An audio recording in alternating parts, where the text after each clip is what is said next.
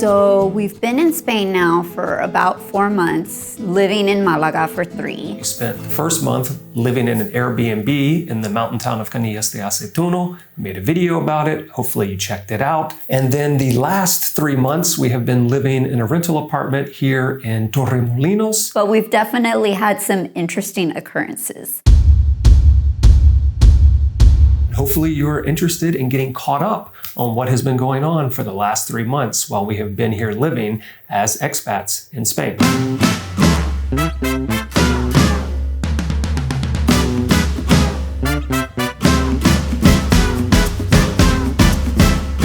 As of now, we have our visa. We are officially residents of Spain. So after a multi-week wait, we finally got to go to the police station, have them take our fingerprints and prepare our registration cards. We should have an appointment to pick up our cards in about a month. But that is the final step in the process of us being recognized as residents and having that card and that number so that we can move around and apply for things and finally get our utilities in our own name. Our landlord is awesome. He knew we had to go through this whole process and he still rented us this place, gave us a great deal, and he's been taking care of all of the repairs that have happened since we've moved in. One night while preparing to go to bed, we got to hear what sounded like a downpour. And when we open the door, we hear that there is water gushing outside of our apartment. And apparently a water pipe bust. It's behind a locked door. We can't get to it. Eventually somebody had to get like a screwdriver, I think, to prop open the door so that they could get to the water shut off. We all went up to our separate apartments, got our brooms. And then we spent, I don't know, like a half hour sweeping water out into the garage. So I walk out on the balcony one day. I notice there's a lot of activity and I look down the street. At the end of the block, a car is on fire.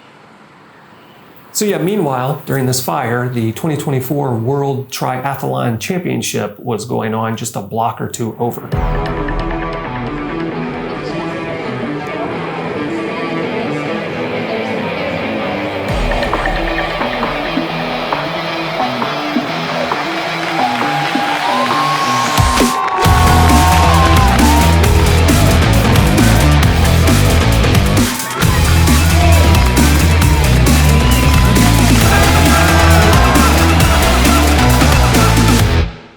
So not long after we moved into this apartment, one of my old business partners, Michael Schlein, contacted me and let me know that a short he and I had worked on was going to have its world premiere in Vienna, Austria. Well, one of the cool things about living in Europe is it's pretty easy to get in between European countries and it's not very expensive. And so I took that opportunity. I flew out to Austria.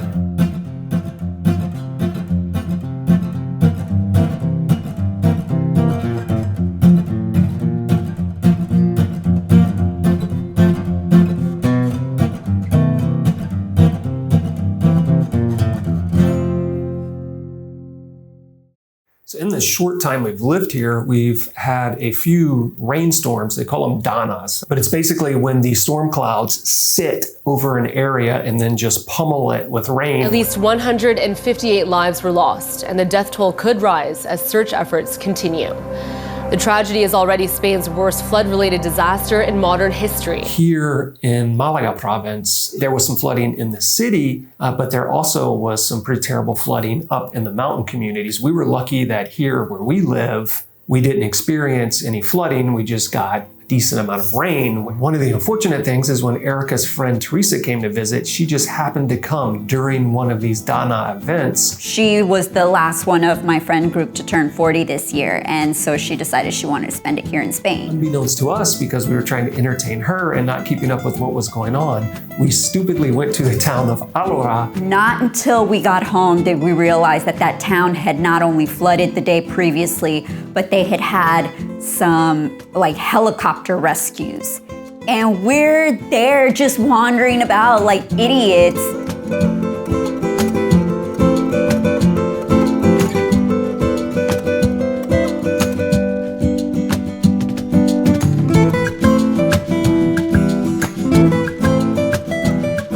We have seen in a imagination museum, which as usual was a museum Jason and I went to that was really meant for little kids, but we were there because that's what we do.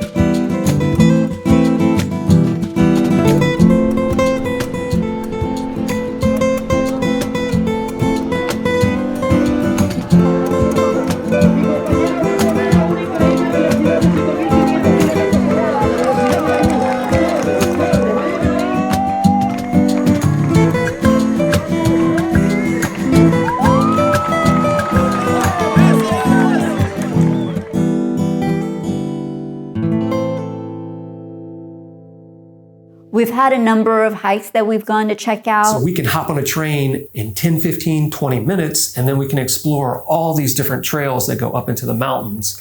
And the nice thing is a lot of these trails are super well maintained. Sometimes they even have interesting structures, refugios. There's a gondola that goes up from Benalmadana. One of the hikes, when we got to the end, we stumbled upon a family, a herd of like mountain goats.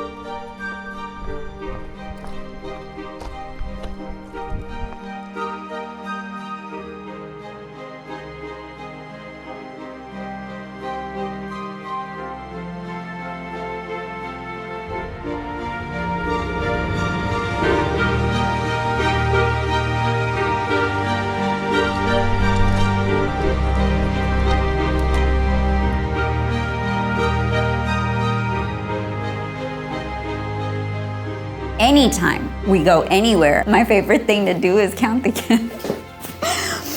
And my best day so far has been like 35 cats, all in one day. So whenever we can, we either go into Malaga or we take a train to another town or we walk somewhere and we explore all the different places. Like here in Torremolinos, there is the beach of Carihuela, which is really cool, beautiful area. Erika also loves it because there is a cat community there. They basically have like a little sanctuary for these cats. Somebody comes and they bring food for cats and they provide them with clean water. And I believe they also get them spayed and neutered because I have seen a few of them that have the little ear tag. It is where she has seen the most cats in a single day. The cats were being fed and they were everywhere. And that day was my best day at counting cats. And then we also have cool sites around us like the Casa de los Navajas. Battery Park is here in Torremolinos. And not too far away in Benalmádena is Colomares Castle, a modern structure built in the 80s to honor Christopher Columbus.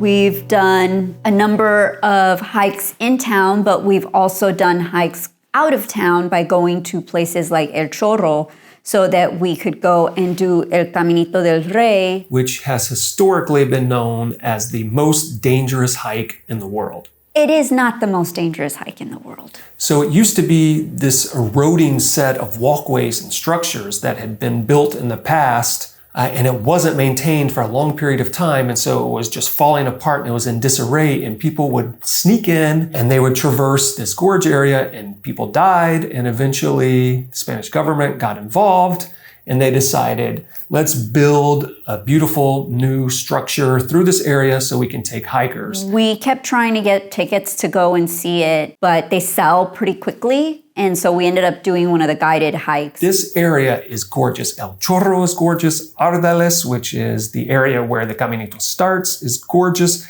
beautiful. Highly recommend checking it out. But unless you're just really scared of heights, the adventure aspect and the dangerous aspect of the trail is totally gone. It definitely feels like it's an experience that's a little bit too touristy. Still really worth doing. If you want to check it out because you think it is the most dangerous hike in the world, it is no longer that.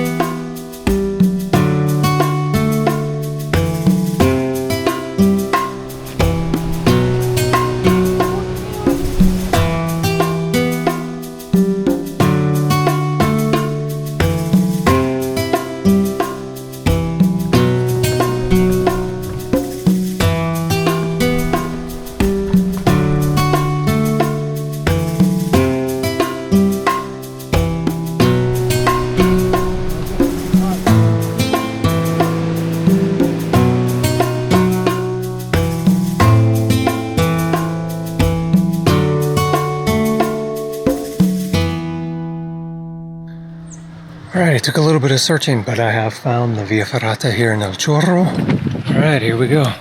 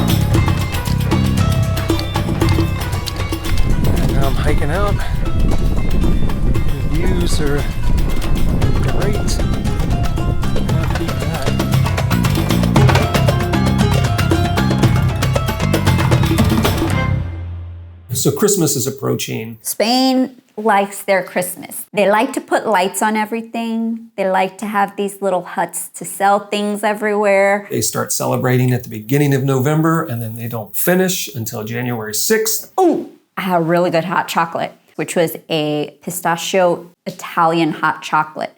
And most times when things are pistachio flavored, I don't like them because they end up being too sweet. This one was perfect. There is this amazing Christmas lottery. I will be watching on Sunday when they have their 3 or 4 hour pull of all the numbers where they have children singing the winning numbers, which are hopefully these numbers right here. There's like 100,000 wooden balls inside a rotating drum that pulls out the biggest prize. Really wild, big event, this lottery, apparently. Jason got us some tickets to go check out Swan Lake. During intermission, we also did have to Wikipedia Swan Lake because we weren't entirely sure what all was going on since it's a ballet and there's no dialogue. So one of the things we knew we didn't want to miss was the big unveiling of the Malaga Christmas light show.